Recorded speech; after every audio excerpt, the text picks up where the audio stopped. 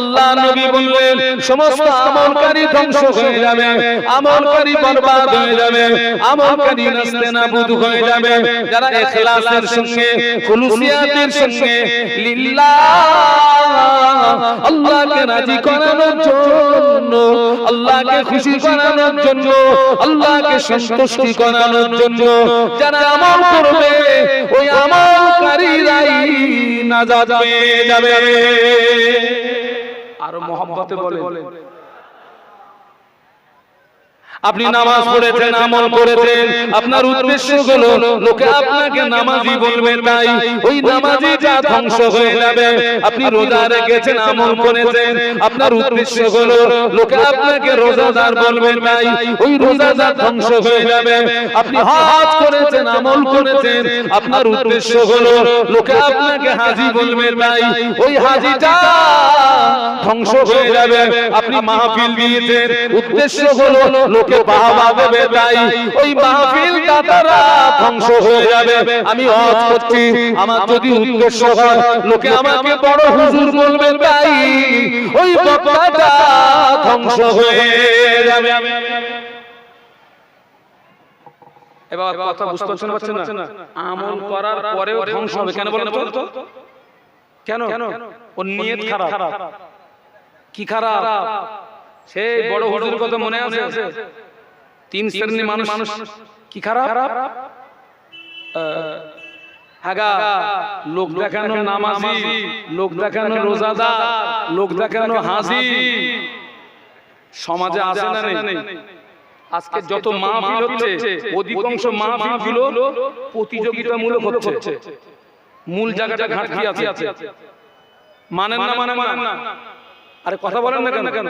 অধিকাংশ মাহফিলগুলো প্রতিযোগিতামূলক মাহফিল হচ্ছে, উদ্দেশ্য খারাপ।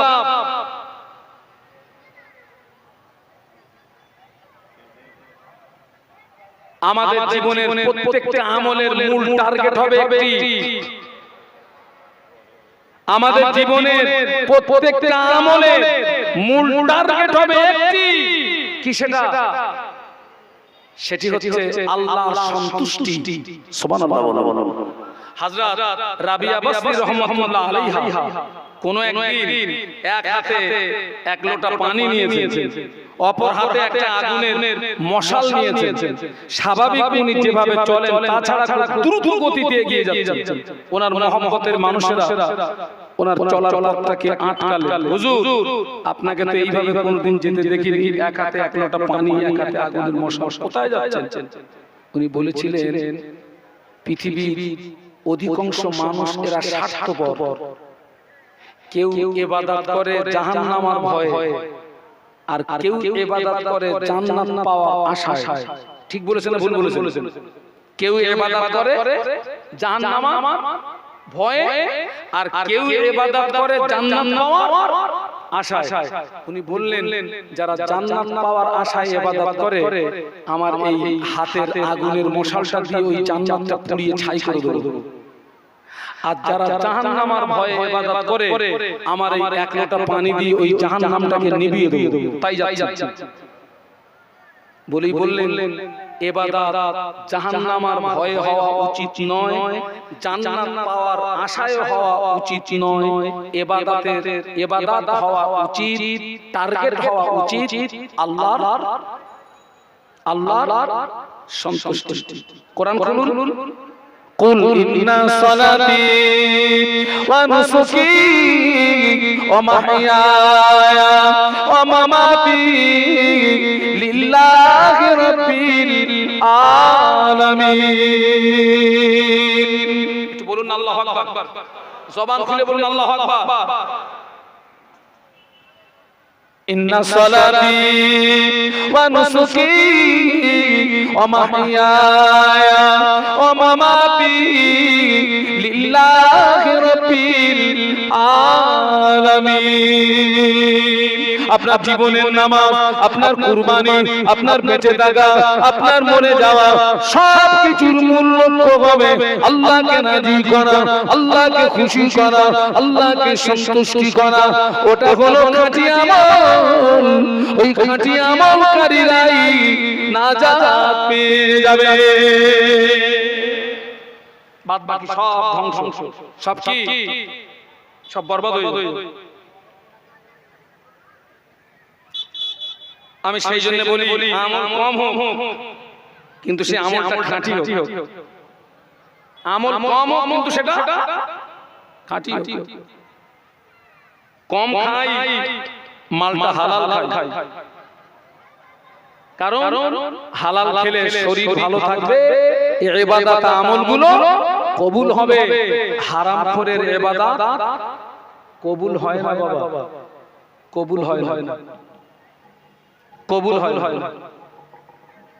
আমার ছেলেরা, জওয়ানেরা, যুবকেরা প্রত্যেককে বলছি আপনি কম আমল করুন, খাঁটি করুন, সলিড করুন। চলুন একটু মদিনা থেকে ঘুরে আসি। দরুদ শরীফ আল্লাহুম্মা। এতগুলো মানুষ মহব্বতে মাওলানা মুহাম্মদ ওয়া আলা আলিহি।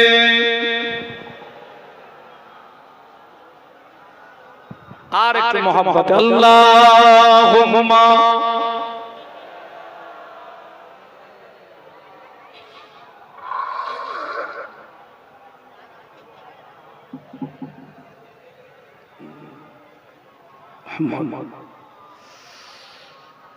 গোলামে মোহাম্মদ ঘুমে क्या डर है मुझको, गोलामे में उनकी गुजारा करूंगा। अजल से पड़ा हूँ मैं कदमों में उनकी, जुदाई न हरगिज़ गवारा करूंगा। अल्लाहुम्मा सल्ली अला।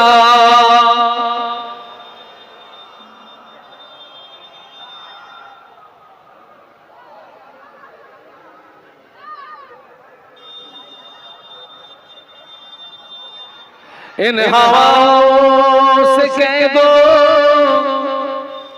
ना आए इधर, मुझको खुशबू की कोई जरूरत नहीं, जिनकी खुशबू से महका है सारा जहां, खुशबू मदीने में मौजूद है। अल्लाहुम्मा।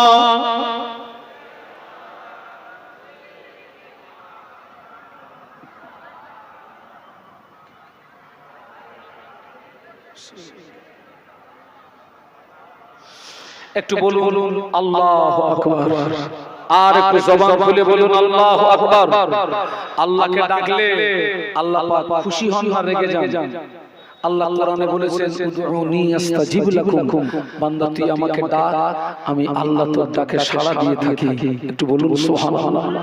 শেষ কথা বলছি আপনাদের, আমল কম হোক, সেটা সলিড হোক, খাঁটি হোক।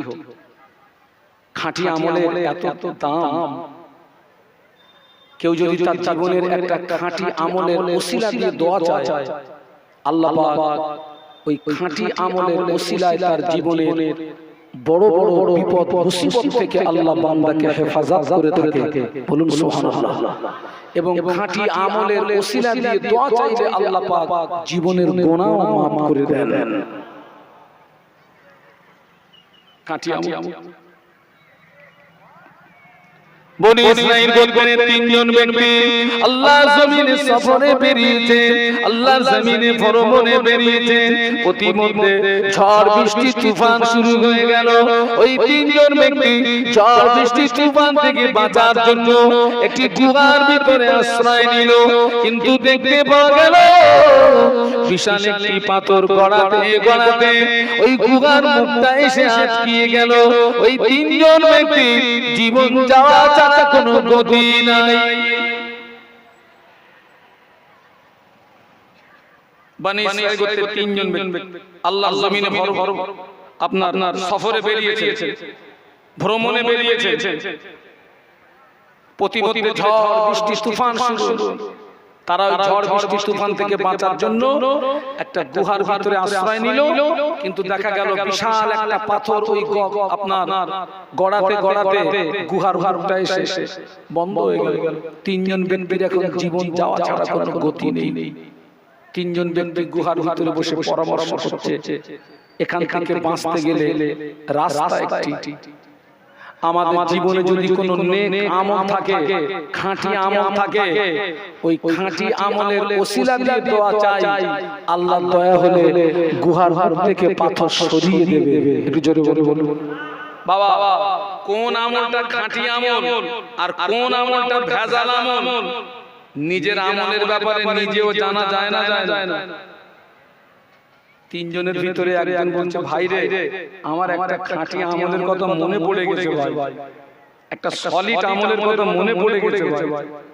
বলে মনে যদি পড়ে দোয়া কর। একজন ব্যক্তি দোয়া করে আল্লাহ পাক আমি আমার চাচাতো বোনের সঙ্গে জেনা করার জন্য আমার চাচাতো বোনের জানু পর্যন্ত উঠে গিয়েছিলাম, আমার চাচাতো বোনের উরুর পর্যন্ত উঠে গিয়েছিলাম। আল্লাহ পাক আমার চাচাতো বোন ওই সময় আমাকে বলেছিল আল্লাহকে ভয় করো, আল্লাহকে ভয় করো। ও আমিন আল্লাহ পাক আমার বোনের কথাটা আমার হৃদয়ে এমনই ভাবে রেখাপাত করেছিল। আমি অন্যায় থেকে পিছিয়ে এসেছিলাম, আমি জিনা থেকে পিছিয়ে এসেছিলাম। ও আমিন আল্লাহ পাক ওই আমলটা যদি তোমাকে রাজি করানোর জন্য করে থাকি, ওই আমলটা যদি তোমাকে খুশি করানোর জন্য করে থাকি, আজ বিপদে পড়েছি, মুসিবতে পড়েছি, গুহার মুখ থেকে পাথরটা সরিয়ে দাও। মোনাজাত করা শেষ, গুহার মুখ থেকে কিছুটা পাথর সরে গিয়েছে। একটু মহব্বতে বলা যায় না, এই ছেলেরা তাকবীর দাও তো, নারায়ে তাকবীর। ও চাচাতো বোনের সঙ্গে জেনা করার জন্য উরু পর্যন্ত উঠে গেছে। ওর বোন ওকে কি বলেছে?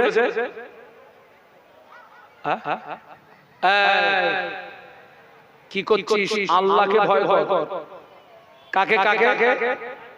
শুনে রাখেন, পুলিশ প্রশাসন দিয়ে মানুষের চরিত্র সংশোধন করা যায় না যতক্ষণ পর্যন্ত তার ভিতরে স্রষ্টার ভয় পয়দা না হয়। এই তুই কি করছিস? কি আল্লাহকে ভয় কর। আজকের আমার সমাজের জেনা বেড়েছে না কমেছে গো? অধিকাংশ মাহফিলে জেনা হয়, অধিকাংশ মাহফিলে হাতের জেনা, চোখের জেনা, পায়ের জেনা, অধিকাংশ মাহফিলে এখন।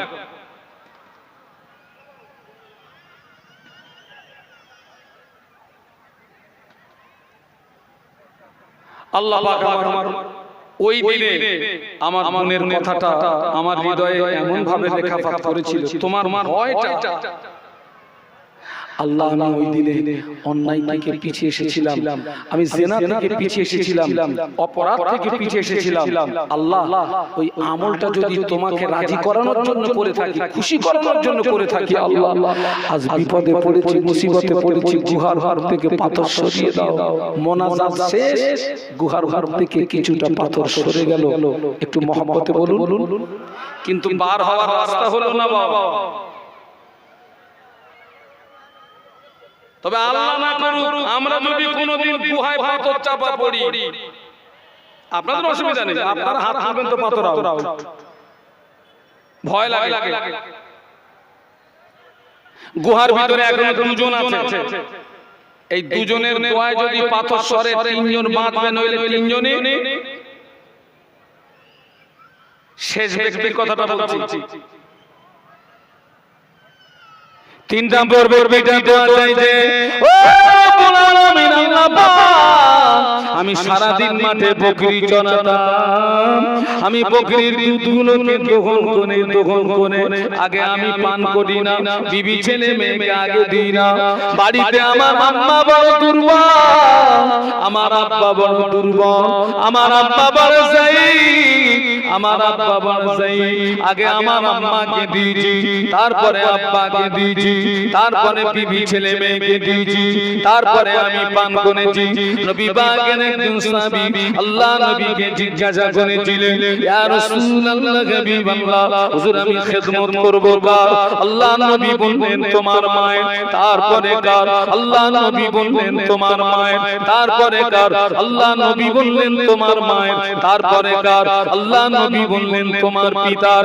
পিতা অপেক্ষা আল্লাহ নবী মায়ের তিন গুণ বাড়িয়ে দিয়েছে। আমি দুদিন আগে আমার আম্মাকে দিয়েছি, তারপরে আব্বাকে দিয়েছি, তারপরে বিবি ছেলে মেয়েকে দিয়েছি, তারপরে আমি পান করেছি। আল্লাহ পাক ওই আমলটা যদি তোমাকে রাজি করানোর জন্য করে থাকি, ওই আমলটা যদি তোমাকে খুশি করানোর জন্য করে থাকি, আজ বিপদে পড়েছি, মুসিবতে পড়েছি, গুহার মুখ থেকে পাথরটা সরিয়ে দাও। মোনাজাত করা শেষ, গুহার মুখ থেকে টোটাল পাথরটাই সরে গিয়েছে।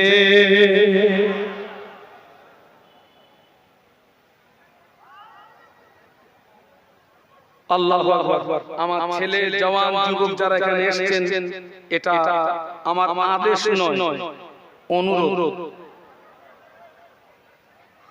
আমল কম হোক, আমলটা খাঁটি হোক, আর প্রত্যেকটা আমলের মূল টার্গেট থাকবে আল্লাহর সন্তুষ্টি। কেউ যদি লোক দেখানোর উদ্দেশ্যে কোনো ইবাদত করে, ওটা শিরক হবে। আবার কেউ যদি অহংকারের সঙ্গে কোনো ইবাদত করে, ওটাও শিরক হবে। আর আল্লাহ কোরআনে বলেছেন, ইন্নাল্লাহা লা ইয়াগফিরু আন ইউশরাকা বিহি ওয়া ইয়াগফিরু মা দুনা যালিকা লিমান ইয়াশা। আল্লাহ বান্দার জীবনের সব গুনাহ maaf করেন, লেকিন শিরকের গুনাহ maaf হয় না। আল্লাহ আমাদের সকলকে খাতেমা বিল খায়র নসিব করুন। বলুন আল্লাহুম্মা আমিন, বলুন আল্লাহুম্মা আমিন, বলুন আল্লাহুম্মা আমিন। পরিবেশ দেখে মন চাচ্ছে আরো কিছুক্ষণ বলি, কিন্তু আমার পিছনে একটা টান আছে। আমি এই মাহফিলটা নিতে চাচ্ছিলাম, কিন্তু ভাইদের আবদারে আমি সব সময় মানে এক লাইন হলে ডবল মাহফিল নেই, নইলে আমি একটা মাহফিল। কিন্তু আজকের ভাইদের আবদারে আমরা ওলট পালট হয়ে গেছে। আমাকে এখান থেকে বেশ কিছুটা দূর যেতে হবে, সময় দেওয়া আছে। আমি মানুষ, ভুল হওয়া স্বাভাবিক, ভাষাগত ভুল ত্রুটি ক্ষমা করবেন, আমার জন্য দোয়া করবেন। আমি যতটা বলেছি আল্লাহ পাক যেন তার থেকে আমাকে বেশি আমল করার তৌফিক দেন। বলুন আমিন, বলুন আমিন, বলুন আমিন। শেষ কথা, আমি যেখানে যাই আমার সঙ্গে একটা কিতাব থাকে। এই যে কিতাবটা দেখতে পাচ্ছেন, এটা হচ্ছে মুজাদ্দিদুল জামানের প্রধানতম খলিফা আল্লামা রুহুল আমিন রাহমাতুল্লাহ আলাইহি হুজুরের লিখিত নামাজ শিক্ষা, যিনি ছিলেন 18,000 হাদিসের হাফেজ। সুবহানাল্লাহ বলবেন না? আরো মহব্বতে বলেন। কত হাজার বলেছি? 18,000। আজকের আমার সমাজে অনেকে গোসলের ফরজ গোসলের নিয়ম জানে না। ফরজ গোসলের নিয়ম, গোসল যদি সঠিক না হয়, গোসল যদি সঠিক না হয়, শরীর পাক হবে গো। আর শরীর যদি পাক না হয়, নামাজ হবে না।